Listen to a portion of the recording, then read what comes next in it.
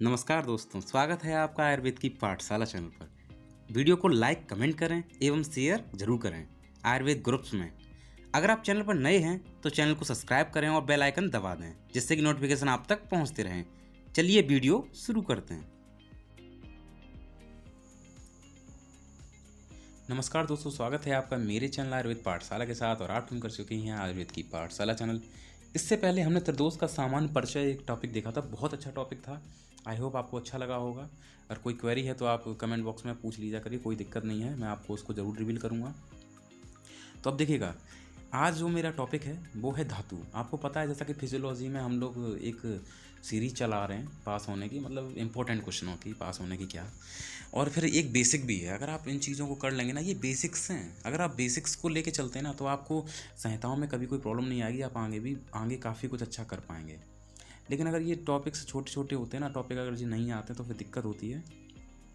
और अगर आपको लगता है कि ये काफ़ी मैं अच्छा कर रहा हूँ, आपको अच्छा लगता है, मेरे हैंड रिटन वाली ज़्यादा अच्छे लगते हैं, तो भी आप मुझे बताइएगा। और अगर आप चाहें तो बताइएगा मुझे, क्या ऐसी अदर चैप्टरों में भी ऐसा अदर सब्जेक्टों में भी ऐसा लाना चाहिए क्या?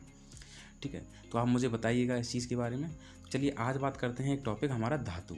ठीक है, धातु। अब धातु कहते किसको हैं? सबसे बड़ा क्वेश्चन यही आ जाता है। सबसे पहले तो हम जब भी पेपर करेंगे तो इसी को तो लिखेंगे। तो उसको क्या लिखेंगे? शरीर को धारण या पोषण करने वाली रचनाएं क्या कहलाती हैं? धातु। ठीक है, अब देखिए, शरीर को धारण करने वाली, धारण का मतलब यहाँ पे थोड़ा दिमाग लगाइएगा। अभी मैंने इससे पहले वाली वीडियो अगर आपने देखी होगी, नहीं देखी तो देखिएगा और उस चीज़ को देखिएगा कि शरीर को धारण करने वाले, इसका मतलब कहीं ना तो कहीं ये दोष से भी संबंधित है, क्योंकि दोष वहाँ पे भी धारण होते हैं, शरीर में धारण रहते हैं। ठीक है, तो देखिए अब उसी में सुश्रुत ने क्या कहा? धारणा धातुआ, जो धारण करते हैं, तो शरीर धारण करते हैं, उन्हीं को क्या कहते हैं? धातुआ, धातु कहते हैं। ठीक है, तो शरीर को धारण करने वाले तत्वों को धातु कहते हैं। ये देखिए सुश्रुत ने बताई। ठीक है, अब आगे चलते हैं, तो आगे चल के देखते हैं। अब देखिए अन्य अर्थ भी हैं, मतलब काफ़ी, देखिए काफ़ी आचार रहा है, अपनी अपनी बातें रखी। ये लोग अपनी रिसर्च करते थे, ये तो है नहीं किसी की मानते तो थे नहीं पहले, क्योंकि कोई एक CCIM तो थी नहीं, जैसे एक जगह बैठे हाँ ठीक है कह दिया उन्होंने वैसा ही होगा, ऐसा तो था नहीं, सबके अपने अपने मत थे। तो देखिए अन्य अर्थ में क्या है? शरीर मन प्राणों को धारण करे, उसको ही क्या कहेंगे? धातु। रस रक्तादि धातु का धारण, जैसे पहला इन्होंने कहा शरीर मन और प्राणों का जो धारण करेंगे उसको धातु कहेंगे। ठीक है, और दूसरा क्या? रस रक्तादि धातु का धारण, तो सप्त धातु उनका धारण करेंगे तो उसको धातु कहेंगे। ठीक है, और शरीर की वृद्धि करती हैं उनको भी धातु ही कहते हैं। तो कुल मिला के तीनों का मतलब धातु से ही है। अब देखते हैं आगे, जो धातु है वो क्या शरीर का धारण कर रही है, और करती क्या है? एक धातु दूसरी धातु का आहार पोषण करती है। ठीक है, जैसे एक धातु है, जैसे रस से रक्त बनेगा, आपको नहीं पता है तो मैं बता दूं, रस रक्त मांस मेद अस्थि मज्जा शुक्र, ये 7 धातुएं सप्त धातु कहते हैं। जैसे रस है तो रस से रक्त बनता है, और उससे फिर रक्त से मांस बनता है, रस रक्त मांस, फिर मांस से मेद बनता है, मेद से अस्थि बनता है, अस्थि से मज्जा, मज्जा से शुक्र, और शुक्र के बाद एक ओज और बनता है।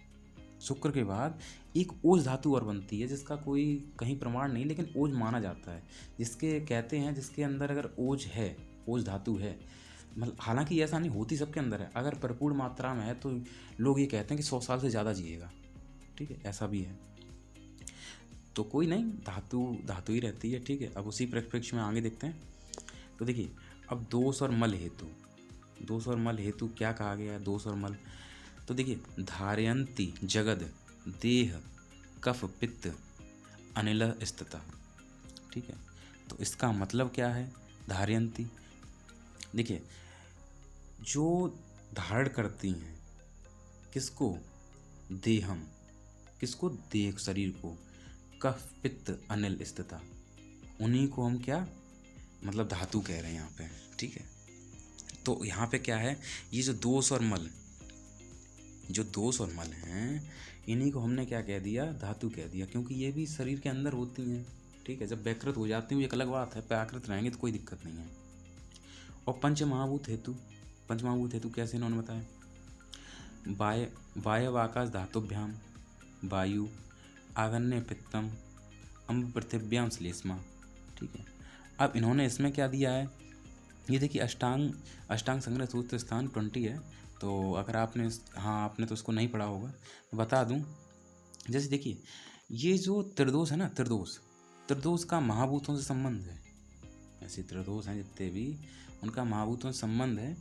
तो शायद मैंने अब आपको उसमें बताया कि नहीं बताया है, नहीं बताया तो कोई बात नहीं, आगे की वीडियो में कभी ना कभी ज़रूर बताऊंगा, कहीं ना कहीं ज़रूर आएगा। ये सब चीज़ें आपस में जुड़ी रहती हैं। तो त्रिदोष का महाभूत संबंध बढ़ क्रम में, और देखिए त्रिदोष जो है उसका महाभूत से संबंध के बढ़ क्रम में वायु एवं आकाश महाभूत से बात दोष की उत्पत्ति का वर्णन किया है। मतलब आकाश महाभूत से बात दोष का मतलब कुल मिला के अगर देखा जाए तो ये धारण, क्योंकि पंचमहाभूत भी शरीर के अंदर विद्यमान होते हैं। ठीक है, तो वो भी क्या, एक धातु इसको संज्ञा दी जा सकती है। ठीक है, अब देखिए आत्मा हेतु, जब आत्मा हेतु क्या है, चरक सारी स्थान, पहला चैप्टर 16वां श्लोक। ठीक है, चेतना धातु रप्येक स्मृता पुरुषंग का। ठीक है, वो प्रयोग मतलब यहाँ पे जो चेतना है ना, जो चेतना है ये, तो चेतना धातु शब्द आत्मा हेतु प्रयुक्त किया है। ये यहाँ पे चेतना है, चेतना आपने सुना होगा, जिसमें चेतना हो मतलब आत्मा। ठीक है, तो आत्मा शब्द के लिए प्रयोग किया है, और धातु एक स्मृता पुरुष संघ का। ठीक है, और क्या कहते हैं इसके आगे भी ना, चतुर्विंशति तत्व की गणना में तत्व जो शब्द आया है ना, धातु का प्रयोग किया गया है, वहाँ पे धातु जोड़ा गया उसमें, तो तब उसके 24 तत्व बनते हैं। कितने? 24 तत्व। ठीक है, अब देखिए अगला देखते हैं, पुनश्च धातु भेदेन चतुर्विंशति का स्मृता। ठीक है, अब पुनश्च धातु भेदेन, अगर पुनः धातु देखें और भेद करें इसके, तो चतुर्विंशति, तो हमें क्या 24 तत्व मिलते हैं। अगर धातु के फिर द्वारा भेद करें तो हमें कितने, चतुर्विंशति में 24 मिलते हैं हमें। ठीक है, ये चीज़ में दे रखी है। अब देखिए धातु संख्या हम लोग बात करते हैं, धातुओं की संख्या, धातु देख ली, धातु की संख्या भी देख लेते हैं। रसा श्रृंग मांस मेदो अस्थि मज्ज शुक्राणी धातवा सप्तदूष्या। देखिए रस रक्त, श्रृंग रक्त को कहते हैं, ये इसका पर्याय है, चाहे आप याद कर लीजिएगा। रस श्रृंग मांस मेद अस्थि मज्जा शुक्राणी, मतलब ये शुक्र जो है 7 हो गई ना धातु, इन्हीं को हम क्या कहते हैं, धातु कहते हैं सप्तदूष्या। यही 7 दूषियाँ हैं।